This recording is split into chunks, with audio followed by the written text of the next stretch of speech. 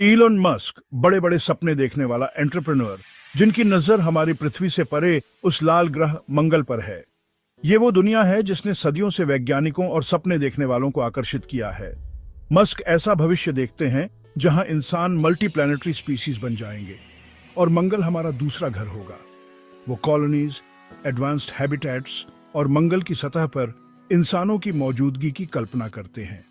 ये बड़ा सपना सिर्फ साइंस फिक्शन नहीं है, ये एक ऐसा लक्ष्य है जिस पर मस्क और उनकी स्पेसएक्स टीम काम कर रही है। हर रॉकेट लॉन्च हमें एक कदम और करीब ले जाता है। ये एक चुनौती है जिसे मस्क ने पूरी लगन से अपनाया है।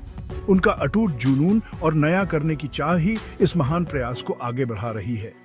मस्क की मंगल के प्रति दिलचस्पी इंसानियत की क्षमता में गहरे विश्वास से उपजी है। वो लाल ग्रह को सिर्फ एक डेस्टिनेशन के रूप में नहीं, बल्कि हमारी प्रजाति के लिए एक नई शुरुआत के रूप में देखते हैं। वो मंगल को हमारी प्रजाति के लिए एक लाइफ बोट के रूप में देखते हैं, पृथ्वी पर आने वाले खतरों से बचने का एक रास्ता। चाहे प्राकृतिक आपदाएं हो, क्लाइमेट चेंज हो या कोई और अनदेखी मुसीबत, मंगल इंसानियत के लिए एक बैकअप प्लान है।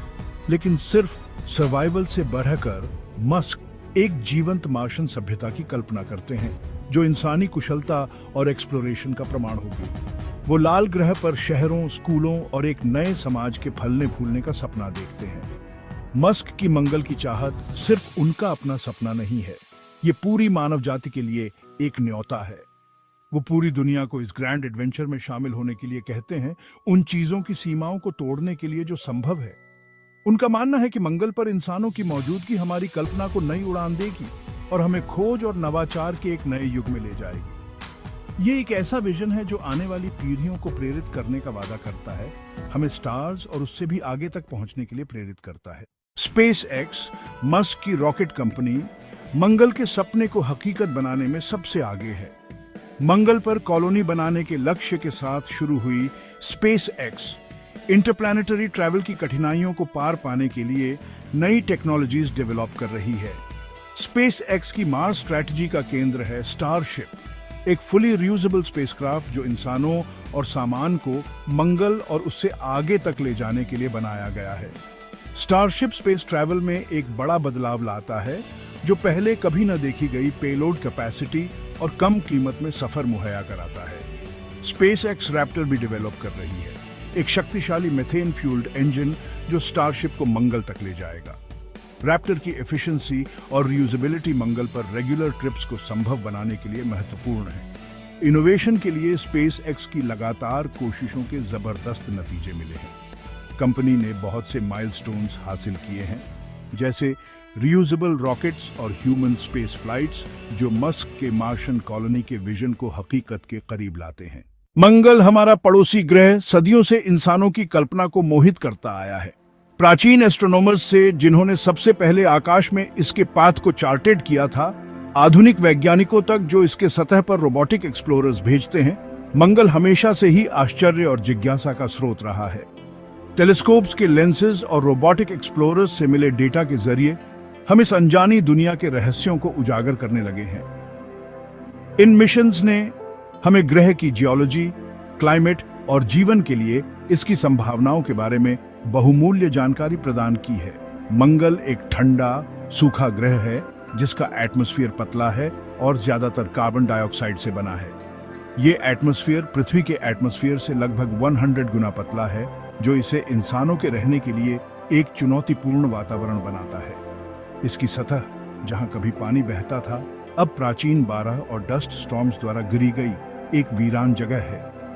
ये सूखे रिवर बेड्स और फ्लड प्लेन्स एक ऐसे ग्रह की कहानी कहते हैं जो कभी कहीं ज्यादा गतिशील और संभवतः रहने योग्य था। अपनी कठोर परिस्थितियों के बावजूद मंगल में पृथ्वी के साथ कुछ समानताएं हैं। इसमें जियोलॉजिकल फीचर्स हैं जो हमें हमारे अपने ग्रह की याद दिलाती हैं, जैसे वॉल्केनोज, वैलीज और पोलर आइस कैप्स। इसमें पोलर आइस कैप्स हैं, सीजन्स हैं और यहाँ तक कि एक डे नाइट साइकिल भी है जो हमारे से थोड़ा ही लंबा है।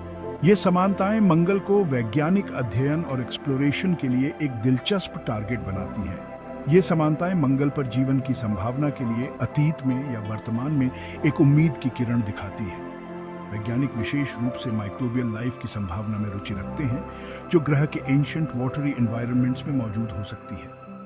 ह्यूमन मिशंस की प्लानिंग के लिए मंगल के एनवायरनमेंट को समझना बहुत जरूरी है। भविष्य के एस्ट्रोनॉट्स को ग्रह की एक्सट्रीम कंडीशंस, जैसे इसके लो टेम्परेचर्स, हाई रेडिएशन लेवल्स और डस्ट स्टॉर्म्स के लिए तैयार रहना होगा। रोवर्स और ऑर्बिटर्स से डेटा वैज्ञानिकों को संभावित संसाधनों, लैंडिंग साइट्स और उन चुनौतियों की पहचान करने में मदद कर रहा है जिनका सामना भविष्य के मार्शियन कॉलोनिस्ट को करना पड़ेगा। ये मिशंस इंसानियत की अगली बड़ी छलांग लाल ग्रह पर कदम रखने का रास्ता तैयार कर रहे हैं। Section 4, life on Mars, a symphony of challenges. Mangal पर रहने का सपना भले ही लुभावना हो, लेकिन हकीकत कई कठिन चुनौतियां पेश करती है। लाल ग्रह का अनफॉरगिविंग एनवायरनमेंट इंसानों के सर्वाइवल के लिए बड़ा खतरा है, जिसके लिए लॉन्ग टर्म हैबिटेशन के लिए नए सॉल्यूशंस की जरूरत है। मंगल के पतले एटमॉस्फेयर में इंसानों के सांस लेने लायक पर्याप्त ऑक्सीजन नहीं है। इसका लो प्रेशर शरीर के फ्लूइड्स को उबाल देगा, जिससे हैबिटेट्स के बाहर सर्वाइवल के लिए प्रोटेक्टिव सूट्स बहुत जरूरी है। सूर्य और कॉस्मिक रेज से निकलने वाले हानिकारक रेडिएशन का एक्सपोजर एक और बड़ी चिंता का विषय है। मंगल का कमजोर मैग्नेटिक फील्ड बहुत कम प्रोटेक्शन देता है, इसलिए रेडिएशन शील्डेड हैबिटेट्स और व्हीकल्स की जरूरत होगी। आसानी से उपलब्ध पानी की कमी, जो इंसानों के पीने और खेती के लिए जरूरी है, एक लॉजिस्टिकल हर्डल है। मंगल की मिट्टी हालांकि संभावित रूप से उपजाऊ है, लेकिन पौधों को उगाने के लिए इसे हानिकारक रेडिएशन से बचाने और समृद्ध बनाने की जरूरत है। Section 5, breathing on Mars conquering the thin air.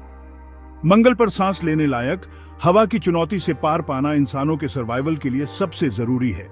वैज्ञानिक और इंजीनियर्स भविष्य के मार्शियन कॉलोनिस्ट्स के लिए ऑक्सीजन की सस्टेनेबल सप्लाई बनाने के लिए कई तरीके खोज रहे हैं। एक अच्छा सॉल्यूशन मंगल के एटमॉस्फेयर से ऑक्सीजन निकालना है। नासा के परसेवरेंस रोवर पर मॉक्सी एक्सपेरिमेंट इस टेक्नोलॉजी को डेमोन्स्ट्रेट कर रहा है, जो मंगल की हवा से कार्बन डाइऑक्साइड को ब्रीदेबल ऑक्सीजन में बदल रहा है। एक और तरीका है ऑक्सीजन प्रोड्यूसिंग ऑर्गेनिजम्स, जैसे ऑल्गे या बैक्टीरिया को मंगल पर ले जाना। ये ऑर्गेनिजम्स मंगल के संसाधनों को ब्रीदेबल एयर में बदल सकते हैं, जिससे हैबिटेट्स के अंदर एक सेल्फ सस्टेनिंग ऑक्सीजन साइकिल बन सकता है। लॉन्ग टर्म सॉल्यूशंस में टेराफॉर्मिंग पर ध्यान केंद्रित किया गया है, जो मंगल के एनवायरनमेंट को बदलकर उसे पृथ्वी जैसा बनाने की एक हाइपोथेटिकल प्रक्रिया है। इसमें एटमॉस्फेयर को मोटा करने और ग्रह को गर्म करने के लिए ग्रीन हाउस गैसेस रिलीज करना शामिल हो सकता है, जिससे संभवतः पानी फिर से बहने लगे। Section 6, shielding humanity, the peril of radiation. भविष्य के मार्शियन कॉलोनिस्ट को हानिकारक रेडिएशन से बचाना उनके स्वास्थ्य और वेलबीइंग के लिए बहुत जरूरी है। मंगल का पतला एटमॉस्फेयर और कमजोर मैग्नेटिक फील्ड बहुत कम नेचुरल शील्डिंग प्रदान करते हैं, इसलिए नए सॉल्यूशंस की जरूरत है। एक तरीका है रेडिएशन रेजिस्टेंट मटेरियल्स, जैसे मार्शियन रिगोलिथ या वाटर आइस से हैबिटेट्स बनाना।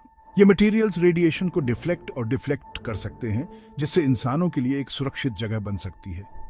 एक और स्ट्रैटेजी है एनहांस्ड रेडिएशन प्रोटेक्शन के साथ एडवांस्ड स्पेस सूट्स डेवलप करना। इन सूट्स में रेडिएशन एब्जॉर्बिंग मटेरियल्स की लेयर्स हो सकती हैं, या हानिकारक पार्टिकल्स को डिफ्लेक्ट करने के लिए इलेक्ट्रोमैग्नेटिक फील्ड्स का इस्तेमाल किया जा सकता है। लॉन्ग टर्म सॉल्यूशंस में मंगल या स्पेसिफिक हैबिटेट्स के आसपास मैग्नेटिक शील्डिंग स्थापित करना शामिल है। इस एम्बिशियस कॉन्सेप्ट में सोलर विंड और कॉस्मिक रेज को डिफ्लेक्ट करने के लिए एक आर्टिफिशियल मैग्नेटिक फील्ड बनाना होगा, जैसा कि पृथ्वी के मैग्नेटोस्फीयर के साथ होता है। Section 7, Martian resources, building a sustainable life. Mangal पर इंसानों की सस्टेनेबल प्रेजेंस एस्टैब्लिश करने के लिए पृथ्वी पर निर्भरता कम करने के लिए ग्रह के संसाधनों का उपयोग करना होगा। इसका मतलब है कि हमें इनोवेटिव और रिसोर्सफुल बनना होगा और मंगल पर जो कुछ भी उपलब्ध है उसका उपयोग मानव जीवन को सपोर्ट करने के लिए करना होगा।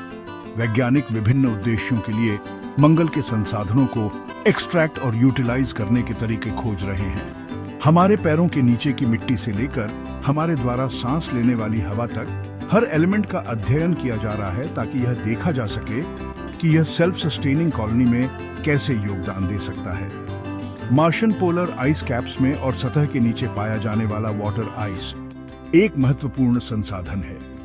यह बर्फ मंगल पर जीवन को बनाए रखने के लिए गेम चेंजर साबित हो सकता है। इसे पिघलाकर पीने के लिए शुद्ध किया जा सकता है, खेती के लिए इस्तेमाल किया जा सकता है और यहाँ तक कि रॉकेट फ्यूल और ब्रीदेबल एयर के लिए हाइड्रोजन और ऑक्सीजन में भी विभाजित किया जा सकता है। पानी का यह बहुउद्देशीय उपयोग इसे मंगल पर सबसे मूल्यवान संसाधनों में से एक बनाता है।